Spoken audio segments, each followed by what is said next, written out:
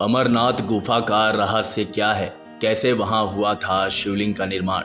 आइए इस वीडियो के माध्यम से जानते हैं। हिमालय की गोदी में स्थित भगवान शिव को समर्पित अमरनाथ का मंदिर हिंदुओं के सबसे प्रमुख तीर्थ स्थलों में से एक है। हर साल दूर दूर से यात्री बाबा बर्फानी के दर्शन करने के लिए यहां आते हैं और पहले से ही इसकी तैयारियां शुरू हो जाती हैं। कहते हैं कि जिनको बाबा का बुलावा आता है वो ही ये यात्रा पर आ पाते हैं। ये यात्रा इतनी भी आसान नहीं है जितना कि देखने में लगती है। यह गुफा जम्मू कश्मीर के श्रीनगर के उत्तर पूर्व में 135 किलोमीटर दूर स्थित है, जिसकी समुद्र तल से ऊंचाई करीब 13,600 फीट है। इस पवित्र गुफा की लंबाई 19 मीटर और चौड़ाई 16 मीटर और ऊंचाई 11 मीटर है। मान्यता है कि इस गुफा में भगवान शिव और माता पार्वती के अमरत्व का महत्व छिपा है, इसलिए हिंदुओं में इसकी मान्यता है।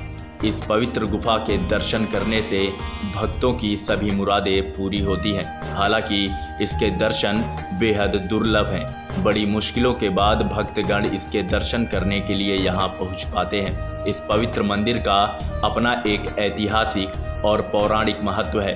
इस गुफा में जो शिवलिंग है वो पूरे साल बर्फ से ढका रहता है, इसलिए भोले को बाबा बर्फानी या हिमानी शिवलिंग के नाम से जानते हैं। इस पवित्र हिमलिंग के दर्शन करने दूर दूर से भक्त जन यहाँ पहुँचते हैं। अमरनाथ की यात्रा पूरे साल में करीब 45 दिन की होती है, जो ज़्यादातर जुलाई और अगस्त के बीच में होती है।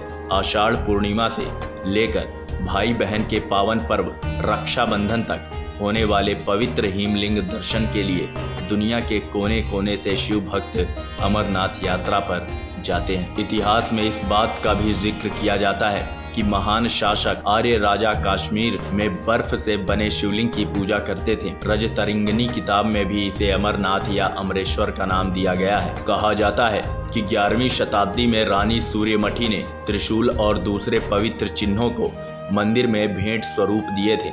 अमरनाथ गुफा की यात्रा की शुरुआत प्रजाभट्ट द्वारा की गई थी।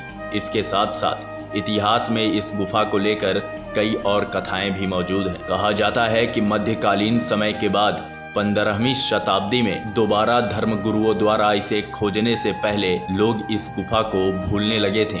इस गुफा से संबंधित एक और कहानी भृगु मुनि की है। कहा जाता है कि कश्मीर की घाटी जलमग्न है और कश्यप मुनि ने कई नदियों का बहाव किया था, इसलिए जब पानी सूखने लगा तब सबसे पहले भृगु मुनि ने ही सबसे पहले भगवान अमरनाथ जी के दर्शन किए थे। इसके बाद जब लोगों ने अमरनाथ लिंग के बारे में सुना और यह लिंग भगवान भोलेनाथ का शिवलिंग कहलाने लगा। 40 मीटर ऊंची अमरनाथ गुफा में पानी की बूंदों के जम जाने की वजह से पत्थर का ही एक आरोही शिवलिंग बन जाता है। हिंदू धर्म के लोग इस बर्फीले पत्थर को शिवलिंग मानते हैं। यह गुफा मई से अगस्त तक मोम की बनी हुई होती है, क्योंकि उस समय हिमालय का बर्फ पिघलकर इस गुफा पर आकर जमने लगता है और धीरे धीरे शिवलिंग का आकार ले लेता है। कहा जाता है कि सूर्य और चंद्रमा के उगने और अस्त होने के बाद यह लिंग का आकार भी कम ज्यादा होता रहता है, लेकिन इस बात का कोई वैज्ञानिक सबूत नहीं है। हिंदू मान्यताओं के अनुसार यह वही गुफा है जहां भगवान शिव ने माता पार्वती को जीवन के महत्व के बारे में बताया था।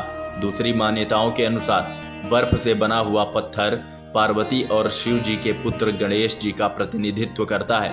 इस गुफा का मुख्य वार्षिक तीर्थ स्थान बर्फ से बनने वाले शिवलिंग की जगह ही है। अगर अमरनाथ गुफा के रास्ते की बात की जाए तो यह रास्ता श्रीनगर या पहलगामा से पैदल ही यात्रा की जाती है।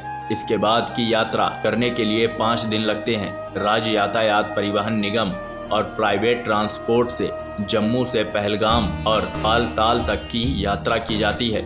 इसके साथ ही जम्मू कश्मीर से प्राइवेट टैक्सी भी कर सकते हैं। उत्तरी रास्ता करीब 16 किलोमीटर लंबा है, लेकिन इस रास्ते पर चढ़ाई करना बहुत ही मुश्किल है। यह रास्ता बालताल से शुरू होता है और डोमियल, रारी और संगम से होते हुए गुफा तक पहुंचता है। उत्तरी रास्ते में हमें अमरनाथ की घाटी और अमरावती नदी भी देखने को मिलती है, जो अमरनाथ ग्लेशियर से जुड़ी हुई है। कहा जाता है कि भगवान शिव पहलगाम में अपने नंदी को छोड़कर गए थे। चंदवाड़ी में उन्होंने अपनी जटाओं से चंद्र को छोड़ा था और शेषनाग सरोवर के किनारे उन्होंने अपना सांप छोड़ा था। और ऐसे इंटरेस्टिंग जानकारियां प्राप्त करने के लिए आप हमारे चैनल को लाइक और सब्सक्राइब जरूर करिएगा।